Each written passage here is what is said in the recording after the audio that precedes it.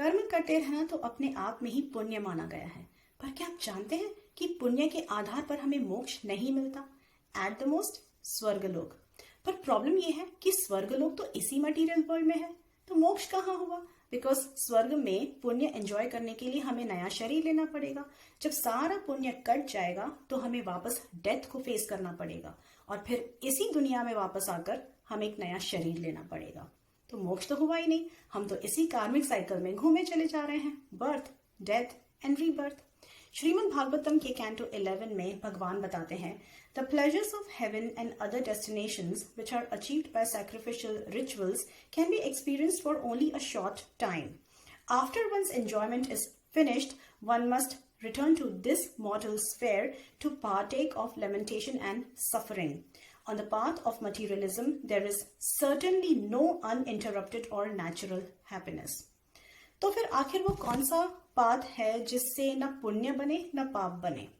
भगवान विष्णु बताते हैं, जब उन्होंने ये दुनिया बनाई तो उन्होंने ऋषिस को, सेजेस को और मनुष्य को सबको इंस्ट्रक्शन दिया, be thou happy by this yajna sacrifice, because its performance will bestow upon you everything desirable for living happily and achieving liberation. So, sacrifice, performance of yajna is that way that will help us attain liberation. What does that mean? Shri Krishna says in the Bhagavad Gita, the devotees of the Lord are released from all kinds of sins because they eat food which is offered first for sacrifice. Others who prepare food for personal sense enjoyment verily eat only sin. तो जब हम हमारे कर्मों का फल खुद ही enjoy करते रहते हैं तो पाप खाते रहते हैं, पाप कमाते रहते हैं और वही पाप हमारे पुण्य को बैलेंस आउट कर देता है। और अगर अंत में पाप ज्यादा हुआ तो हम नरक में जन्म लेते हैं और पुण्य ज्यादा हुआ तो स्वर्ग में। तो इन दोनों से ही बचने के लिए हमें भक्ति योग परफॉर्म करना है।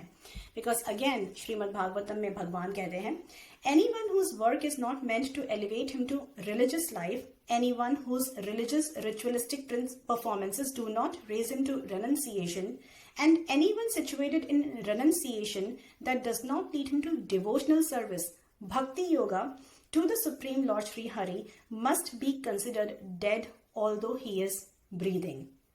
So, कर्म करके हम पुण्य तो कमा लेते हैं, पर वही अगर हम भगवान श्री कृष्णा को सैक्रिफाइस की तरह ऑफर नहीं करते तो वो पाप में बदल जाता है। हम पाप खाते रहते हैं और फिर वही हमारे पुण्य को बैलेंस आउट कर देता है। सो हमारे कर्मों का फल पैसे के फॉर्म में आता है।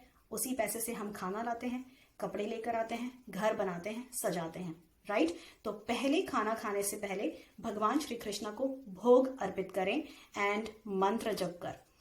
जब हम गार्डनिंग करते हैं, फूल उगाते हैं, तो वही फूल हमारे कर्मों का फल है, वो पहले श्री कृष्णा के चरणों में अर्पित करें। कपड़े पहले भगवान के लिए लेकर आएं, पहले भगवान को सजाएं, फिर अपने लिए। तो कर्म करके अगर हम खुद को भक्ति योगा के प्लेटफॉर्म तक एलिवेट नहीं कर पा रहे हैं, we should be considered dead although we are breathing according to lord Shri Krishna. So जब हम कहते हैं कि वे तो स्वर्ग से धार गए, we are only trying to say oh what a pity कि उन्हें मोक्ष नहीं मिला। सो यू सी, मोक्ष के लिए न पुण्य होना चाहिए न पाप, एंड सैक्रिफाइस, यज्ञ is the only way out to attain liberation. And yajna, sacrifice, simply means offering the result of all your fruitive actions unto the Supreme Lord Shri Hari before you enjoy it. Radhe Radhe, Jai Shri Krishna. Share this video ahead to make everyone aware that Swargaloka is not the ultimate abode. The ultimate abode is Goloka Vrindavan or Vaikuntha, because Swargaloka is within this dark material world.